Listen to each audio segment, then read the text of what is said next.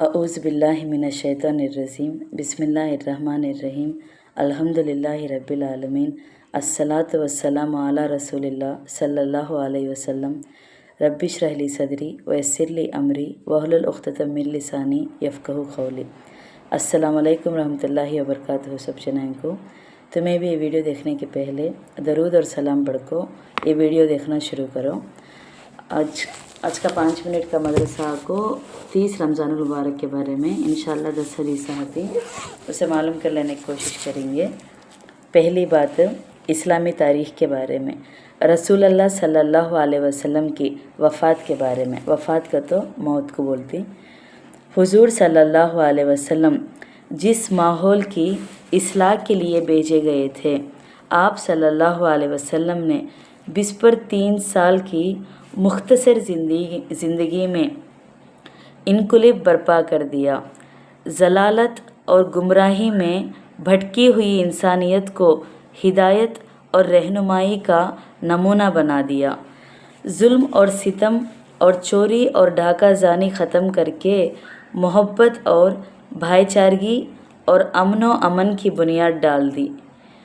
अलगर्ज जब आपने तबलीग और रिसालत के फ़रीज़ अंजाम दे दिए और जिस मकसद के लिए आपको भेजा गया था उसको मुकम्मल फरमा दिया, तो हज़रत जिब्राइल अलैहिस्सलाम ने आकर इत्तिला तो ख़बर दी कि अब आपकी वफ़ात का वक्त आ गया है। चुनाचे माह सफ़र के आखिर में मर्ज़ शुरू हुआ और बढ़ता गया।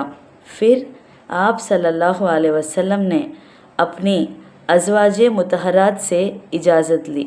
अज़वाजे मुतहरात को तो बाकी बीवियों से इजाज़त लेको हज़रत आयशा रदियल्लाहु अन्हु के घर में क़याम फरमाया। उस दौरान सहबा को कुछ नसीहतें भी फरमाते रहे, लेकिन मर्ज़ की शिद्दत बढ़ती जा रही थी। बिलाखिर अल्लाहुम्मा मग़फ़िरली वरहमनी वल इख़नी बिरफ़ीक़िल आला, अल्लाहुम्मा फिर रफ़ीक़िल आला कहते हुए रब्बियुल अव्वल के महीने में पीर के दिन क़यामत तक आने वाले नस्लों के सामने दस्तूर ज़िंदगी देकर अपने महबूब हकीकी से जा मिले। आपकी वफ़ात की ख़बर मुसलमानों पर बिजली बनकर गिरी। सहाबा किराम रदियल्लाहु अन्हुम मोहसिन इंसानियत की जुदाईगी पर अक़ल और हवस खो बैठे। हर एक पर मुसीबत का पहाड़ टूट पड़ा। सभी रंजो गम में निढाल हो गए। चुनाचे हज़रत अबू बकर रदियल्लाहु अन्हु ने कुरानी आयत पढ़कर नसीहत फरमाई, फिर लोगों को समझाया और सब्र दिलाया। मंगल और बुध के दरमियानी रात में आप सल्लल्लाहु अलैहि वसल्लम की तदफीन अमल में आई। तदफीन का तो दफन करने बोलती। दोमी बात आप सल्लल्लाहु अलैहि वसल्लम का मोजिज़े के बारे में, चमत्कार के बारे में। थोड़ा सा खाना 1000 आदमी को काफ़ी हो गया।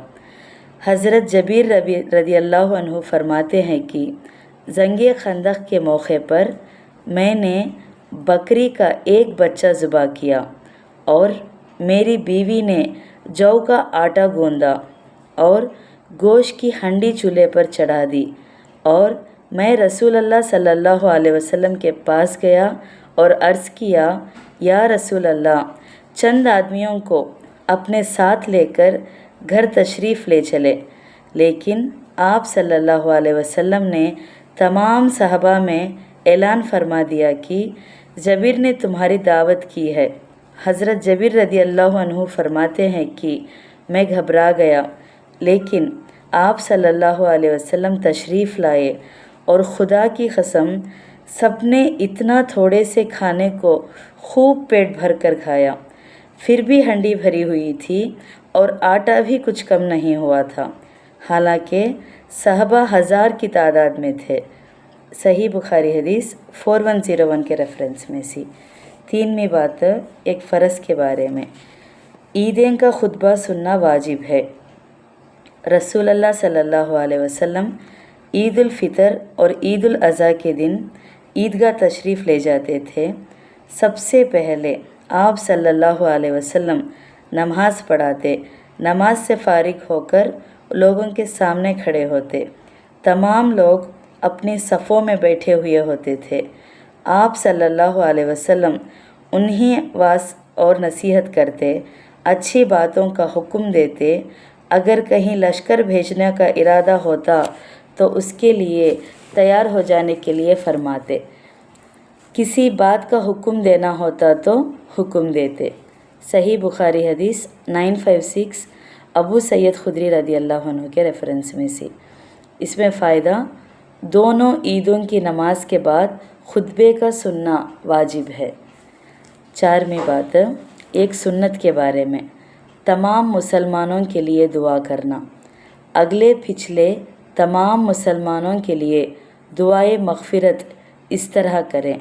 یہ دعا کو سورہ حشر میں 10واں آیت میں ہے، ربنا اغفر لنا ولاخواننا الذین سبقونا بالایمان ولا تجعل فی قلوبنا غلا للذین آمنوا ربنا انک رؤوف رحیم۔ 5ویں بات، ایک اہم عمل کی فضیلت کے بارے میں، مسلمان بھائی کے لیے دعا کرنا۔ رسول اللہ صلی اللہ علیہ وسلم نے فرمایا، سب سے جلد قبول ہونے والی دعا وہ ہے جو دعا کوئی مسلمان اپنے ایسے بھائی کے لیے کرے جو موجود نہ ہو۔ ترمذی 1980 عبداللہ بن عمر رضی اللہ عنہ کے ریفرنس میں سے۔